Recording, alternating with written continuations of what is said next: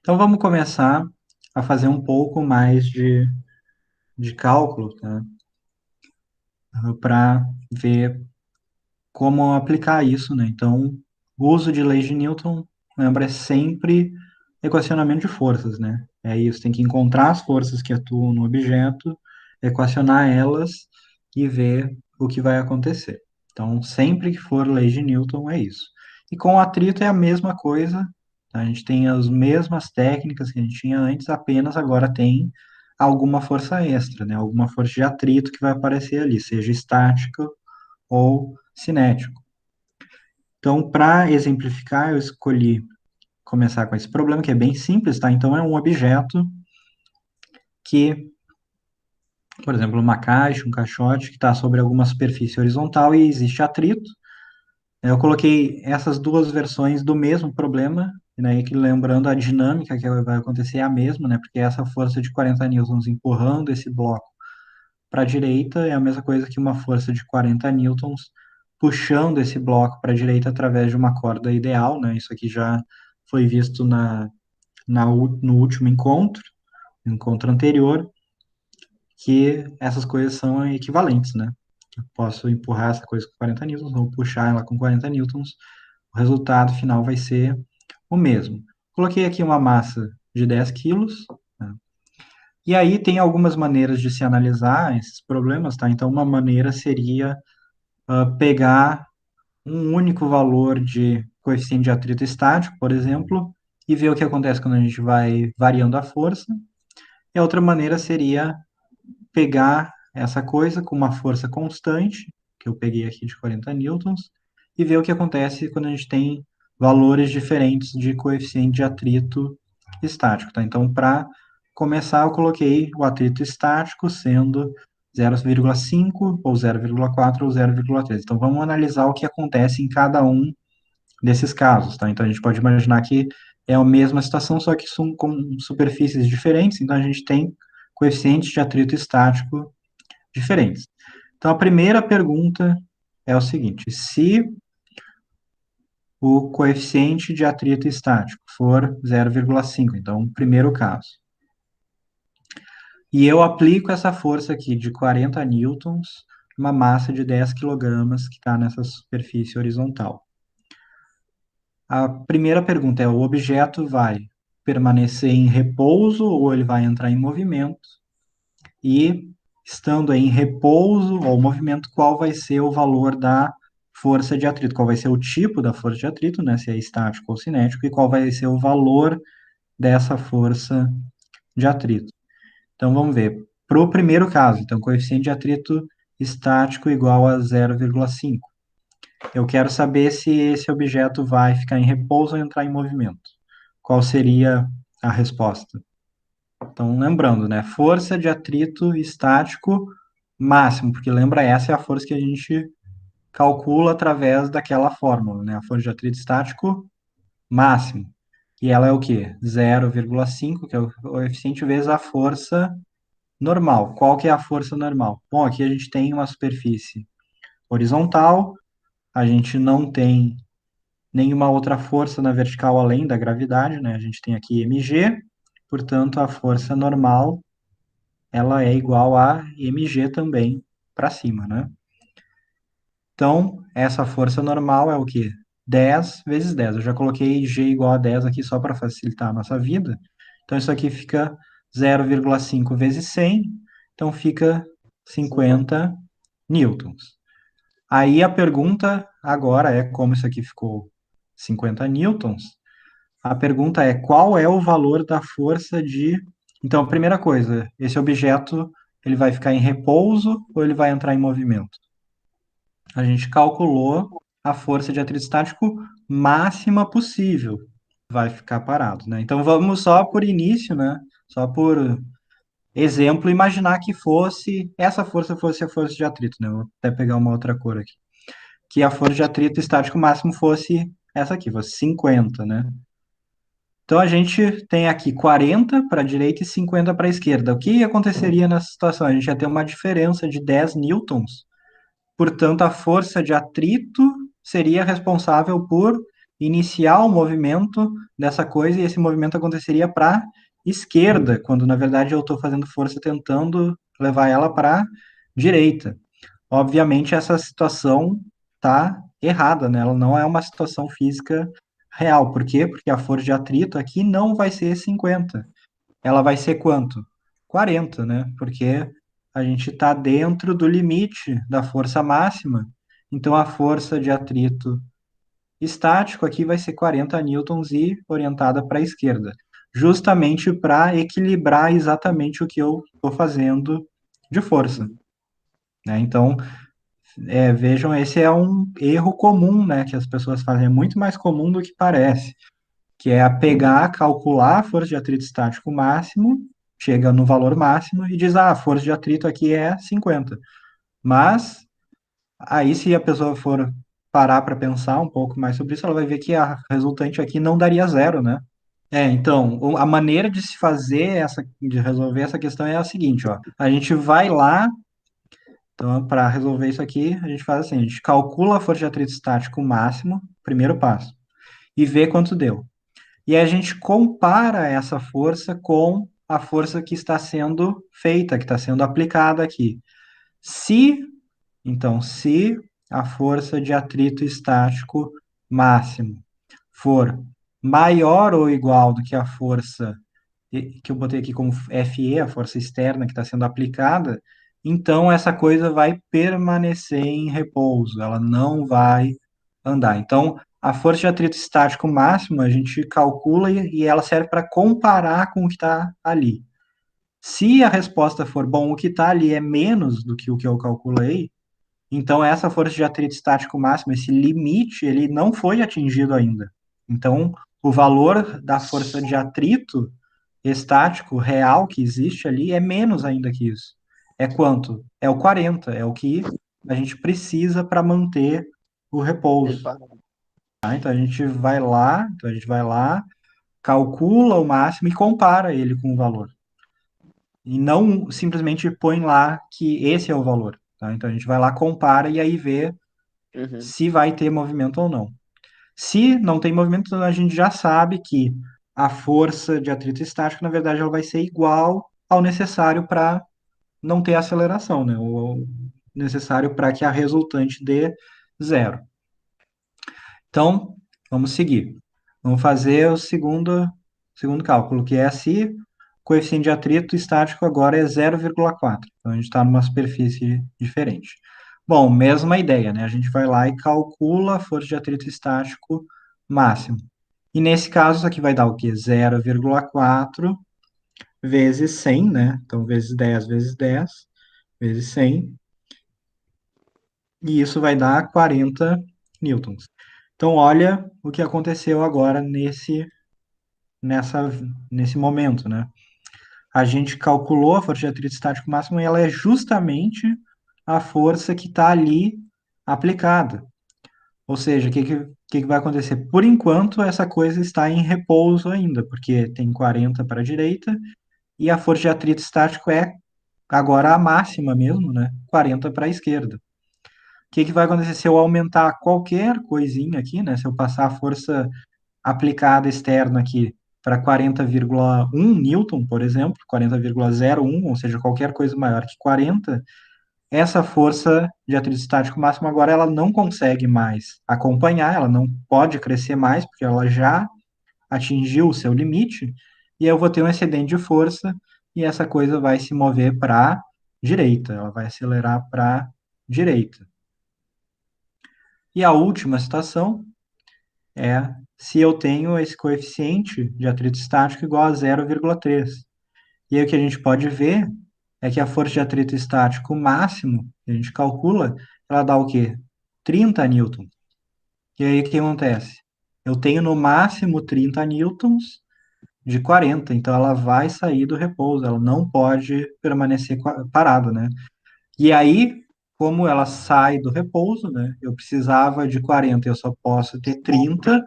Como ela vai sair do repouso, o que vai acontecer? Esse objeto vai deslizar sobre a superfície, e aí, na verdade, a nossa força de atrito agora ela não vai mais ser estático, né? Então, essa coisa aqui não vai existir, E o que a gente vai passar a ter vai ser um atrito cinético. E aí, para calcular agora a força de atrito, a gente precisa olhar a força de atrito cinético, né? Então, se caso cinético, né? Então, se cinético, agora a gente precisa olhar o coeficiente de atrito cinético entre essas superfícies. Que coeficiente é esse? Eu coloquei aqui um valor, né? Coeficiente de atrito cinético igual a 0,2. Então, a gente vai lá calcular a força de atrito cinético. Lembrando, a força de atrito cinético, a expressão é a mesma que essa aqui, né? A única diferença é que a gente usa o coeficiente de atrito cinético, né? Então, a força de atrito cinético fica 0,2 vezes a força normal, que é 10 vezes 10, né? Então, 100, portanto, 20 newtons. Ou seja, a força de atrito cinético, então, passa a ser 20 newtons para a esquerda, né? Então, deixa eu apagar isso aqui, colocar aqui a força de atrito cinético, então, que a gente tem, tá? Aqui é 20 para a esquerda. Agora, olhando isso, então eu tenho 40 que eu faço para a direita, 20 para a esquerda, então qual é a força resultante sobre esse objeto? Exato, tá? Então a força resultante, né? Lembrando, força resultante é a soma das forças que atuam sobre o mesmo objeto. A gente já sabe que na vertical dá zero. Então, na vertical dá zero, a gente não precisa se preocupar com isso, né? A força normal e a força gravitacional se equilibram. Essa coisa não acelera para baixo nem para cima, ela só vai acelerar para a direita ou esquerda. Então, no caso, a gente precisa fazer a soma das forças que aparecem aqui na horizontal. Então, a gente tem mais 40, vamos dizer que para a direita seja positivo, né? Então, mais 40 dessa força que alguém faz, menos 20, que é a força de atrito cinético. E o resultado, né, a força resultante é 20 newtons. E aí sim, segundo a lei de Newton aqui, né, força resultante é igual ao quê? Massa vezes aceleração. Portanto, agora a gente pode calcular a aceleração que esse objeto vai ter enquanto ele estiver deslizando sobre essa superfície e essa força permanecer constante, né, a força aplicada permanecer constante, a gente pode calcular que a aceleração dele, no caso cinético, vai ser 20 dividido por 10, que é a massa, né? Portanto, a aceleração vai ser 2 metros por segundo ao quadrado. Então, uma outra coisa que a gente já comentou, mas é bom ressaltar de novo, é a questão das cordas e polias, tá? Então, essa é uma coisa que vai aparecer também nesses exercícios com atrito, tá? Então, lembrando, uma corda ideal, ela serve para ligar os objetos, tá? Mas ela não tem massa e ela é inextensível, tá? Ela não se dilata nem se distorce. Então, aqui, o que a gente tem é uma corda ideal passando por uma polia ideal, tá? Uma polia, lembrando essa roda aqui, cuja função dela é girar, né, livremente e fazer essa mudança de orientação das coisas, né? No caso, mudança de orientação da corda, mas como essa corda vai ter força nela, tem uma tração nela, então ela muda também a orientação das forças aqui. Então, digamos que esses objetos aqui tenham massas, vou dizer que esse aqui é a massa M1 e esse aqui é a massa M2.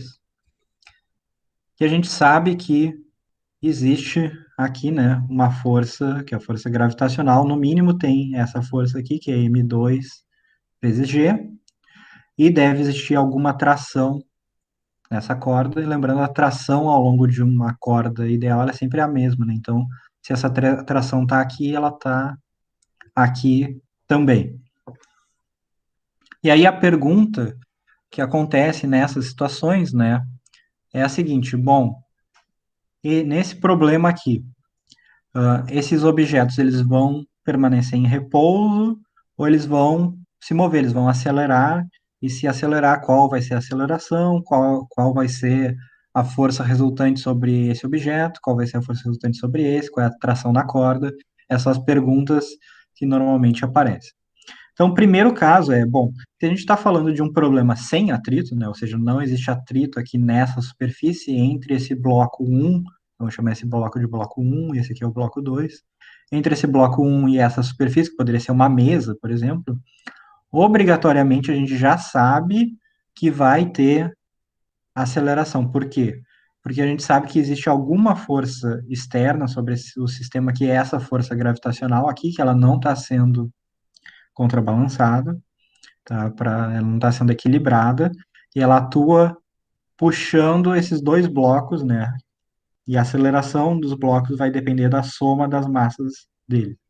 Lembrando, né, esse bloco aqui vai acelerar para baixo, nesse caso, e esse bloco de cima aqui vai acelerar para a direita. Por quê? Porque a corda mudou a orientação, a polia e a corda mudam a orientação das forças aqui.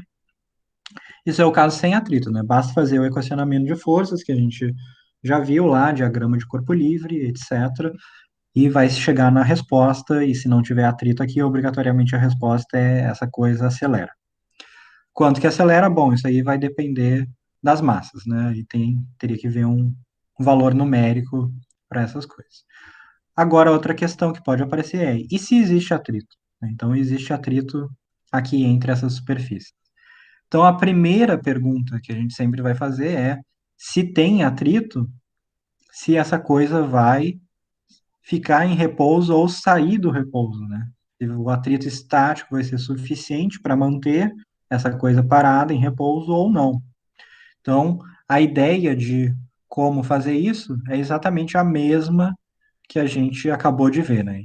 Então, vamos supor que inicialmente isso aqui está em repouso. Então, por exemplo, alguém estava ali segurando esse bloco para garantir que ele ia estar parado, ou tinha algum pino prendendo ele, ou seja lá o que for, e aí isso foi removido, e agora a única coisa que pode segurar esses blocos de se moverem é a força de atrito estático que existe aqui. Força de atrito estático. Então,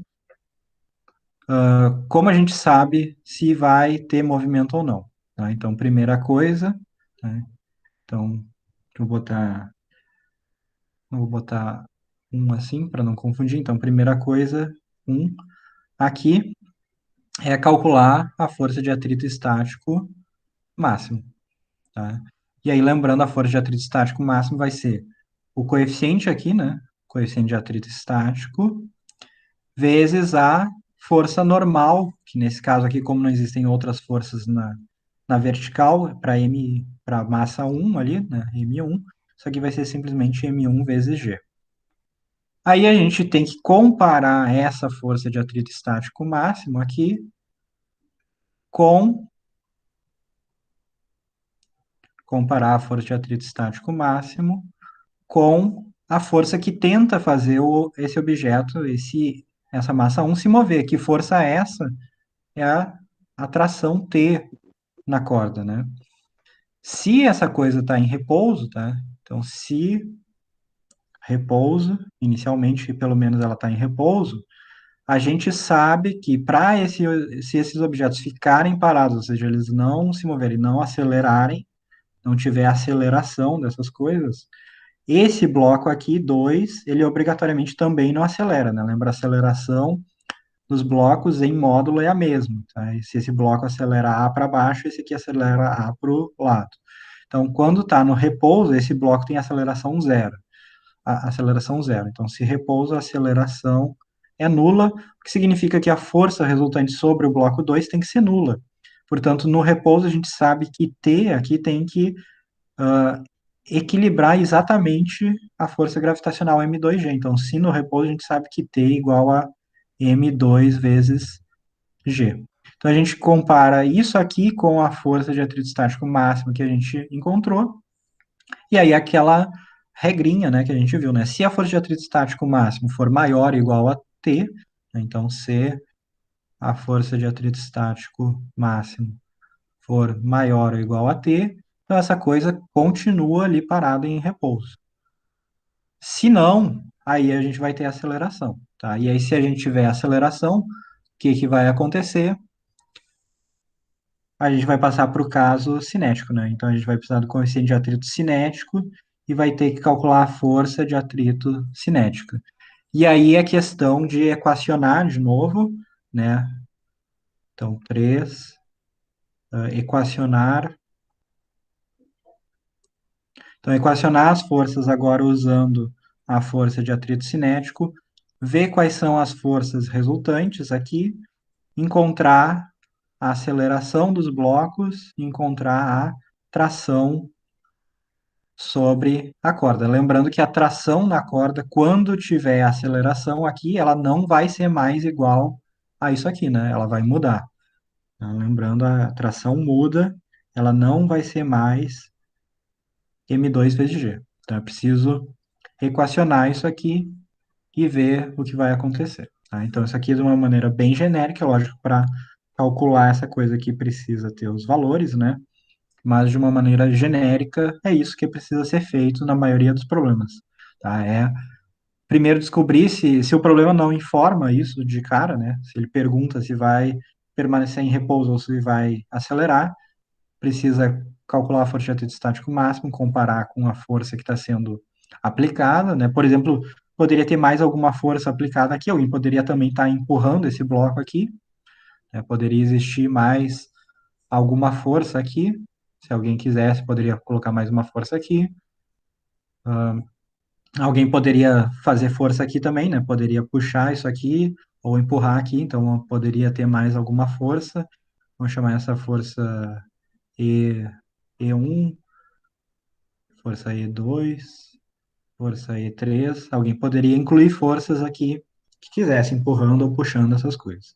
E elas teriam que ser levadas em conta, é lógico, no equacionamento do problema. Mas de maneira genérica, é isso, né? Equacionar forças, né? Lembrando, lei de Newton é sempre equacionamento de forças.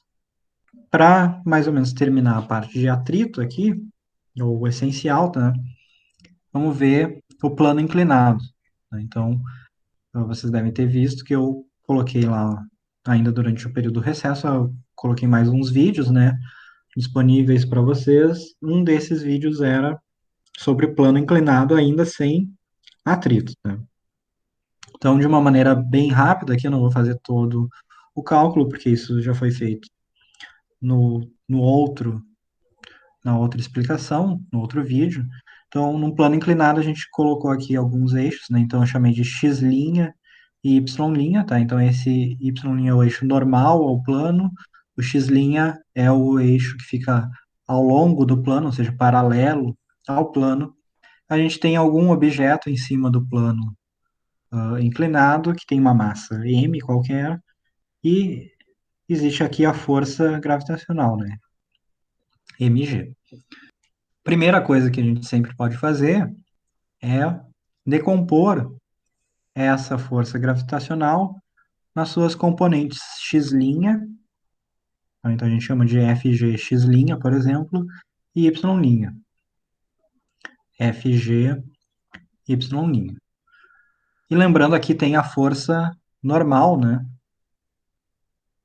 Que no plano inclinado ela fica normal ao plano, né? A força normal é sempre perpendicular ao plano, né? Então veja que ela está, digamos, inclinada em relação à horizontal também. Lembrando, esse aqui é um plano que tem algum ângulo de inclinação θ, né? E esse ângulo θ, ele é esse mesmo ângulo que está aqui dentro. E aí a questão é, bom, quais são essas forças, né? A FGx' e a FGy'. Então, lembrando, a FGx' está feito lá na outra coisa, ela é a componente que está associada aqui ao cateto oposto ao ângulo, né? Então, ela é mg seno de θ. Quanto que a FGy' é a que está associada ao lado aqui do ângulo, adjacente, né? Então, mg cosseno de θ. E lembrando que isso aqui é em módulo igual à força normal, né? Porque a força normal, ela equilibra exatamente essa componente da gravidade que é perpendicular ao plano. Então, a primeira coisa, né? Se a gente estiver falando de um bloco que foi deixado aqui, num plano inclinado, sem atrito, né? Ou seja, quando a gente está no caso sem atrito, a gente tem uma força resultante aqui, que é essa, e obrigatoriamente esse bloco acelera, ele vai descer o plano, porque não tem nada que possa equilibrar ele. Agora, quando a gente está com atrito, então existe atrito aqui entre essas superfícies, tá? Então, quando a gente está com atrito entre as superfícies, Agora, existe força de atrito, né? Que força de atrito vai ser? Se essa coisa estiver em repouso, não estiver deslizando, ela inicialmente vai ser uma força de atrito estático. E aí, como que a gente faz para calcular as coisas aqui? A ideia é a mesma do que a gente viu antes, né? Então, a gente vai calcular a força de atrito estático máxima inicialmente para ver se essa coisa permanece em repouso ou não. Como que a gente calcula? A mesma coisa, coeficiente de atrito estático. Então, tem algum coeficiente de atrito estático entre essas superfícies. Só que agora, né, lembrando, vezes a força normal, mas notem a força normal aqui, agora, como isso é um plano inclinado, não é mais simplesmente mg, né? Ela é mg cosseno de θ. Então, isso aqui é coeficiente vezes mg cosseno de θ. Então, notem, importante cuidar isso, né? Força de atrito estático máximo depende da inclinação do plano, assim como a força de atrito cinético, né? Porque também depende da normal. É aquela mesma regra, né? Então, se essa coisa aqui, força de atrito estático máximo, for maior ou igual que essa componente aqui, que é a que está tentando fazer o bloco deslizar, então essa coisa permanece em repouso, né? Ela não vai se movimentar. Então a gente vai ter repouso, essa coisa vai ficar parada. E qual vai ser o valor da força de atrito estático que está ali? Bom, nesse caso ela vai ser simplesmente igual a Fg(x'), né? Lembrando, a força de atrito estático máxima a gente calcula e aí compara com a força que está ali. Se Fg(x') é menor ou igual a isso aqui, então a força de atrito estático que existe no problema é simplesmente Fg(x'), esse valor aqui, porque elas se equilibram de forma que a força resultante seja nula e a aceleração seja nula. Isso aqui também nos permite fazer uma outra coisa, que é calcular o próprio valor desse coeficiente aqui, utilizando um plano inclinado. Como que a gente pode fazer isso, né? A gente pode ver que enquanto essa coisa está em repouso, a força de atrito estático é essa força aqui, Fg(x'), tá? Então, vamos botar assim, no repouso, tá? Então, a força de atrito estático, é Fg(x'). E Fg(x') é mg seno de θ. Agora, o caso que a gente está interessado em calcular é um caso limite, tá? Que caso limite é esse? É quando a gente vai passar do repouso para o movimento. Então, a gente passa de não ter aceleração para ter aceleração. Como que a gente pode fazer isso?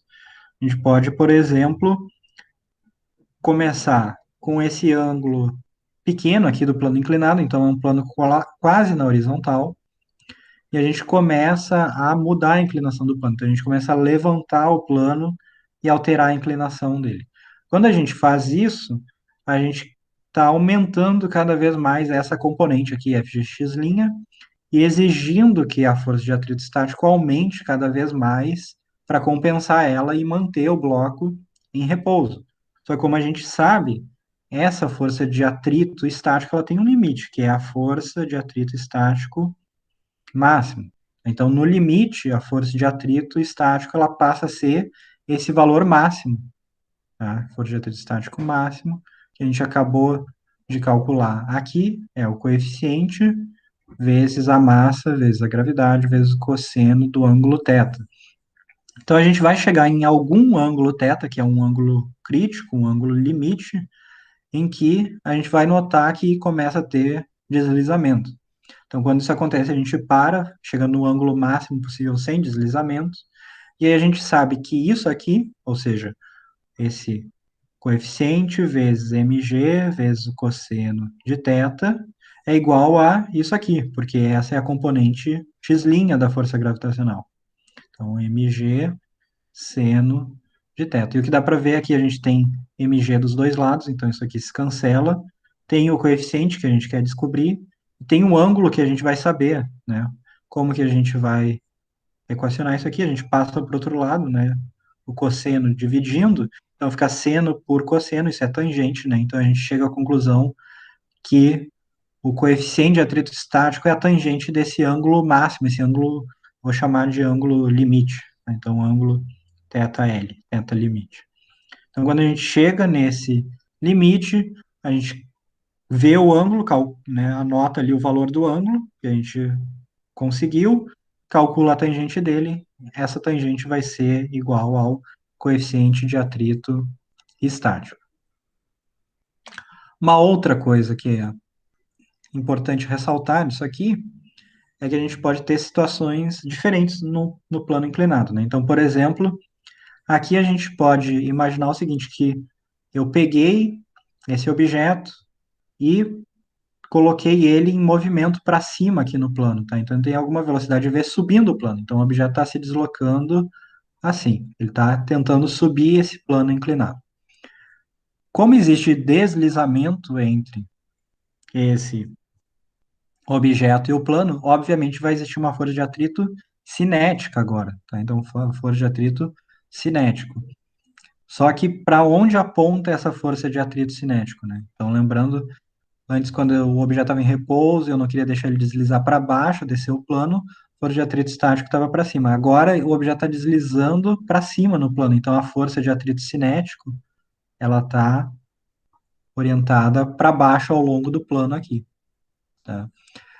Ah, o que vai acontecer com esse objeto? Bom, como a força gravitacional e a força de atrito cinético estão orientadas para baixo, em algum momento, né, então isso aqui tem um ângulo θ também, seja lá qual for, em algum momento esse objeto ele vai acabar parando, né? Ele vai ter que parar. Então, pelo menos instantaneamente, ele vem para o repouso. E aí a pergunta é, e o que vai acontecer com ele agora? Então, agora a gente volta para aquela situação em que a força gravitacional, a componente da força gravitacional está aqui para baixo, permanece constante, né? Fgx', mas se ele parou, agora a gente volta para uma força de atrito estático. Aí o que a gente precisa fazer de novo? Calcular essa força de atrito estático máximo, comparar ela com as outras forças envolvidas aqui, no caso, só essa componente gravitacional, ver se é suficiente para manter o repouso. Se não for suficiente para manter o repouso, o que vai acontecer com o bloco? Ele vai começar a deslizar, só que agora para baixo, ele vai começar a descer o plano, né? Então, esse bloco começa a descer um plano com alguma velocidade v. E aí, quais são as forças que a gente tem aqui? Ainda essa componente Fgx' da força gravitacional, e agora uma força de atrito cinético, que ele está deslizando aqui. Só que para onde aponta agora essa força de atrito cinético? Para cima ao longo do plano aqui, né? Então a força de atrito cinético agora inverteu. Então isso aqui é muito importante, né? Olha que a força de atrito cinético ela sempre se opõe ao movimento, né? Então o movimento está de subida ao plano, então a força de atrito cinético ela está para descida. O movimento para baixo, descendo o plano, força de atrito cinético para cima, tentando manter o objeto no plano. Tá? Então, muito importante isso, cuidar como quando a gente troca a orientação do movimento, a força de atrito cinético troca a sua orientação também, né?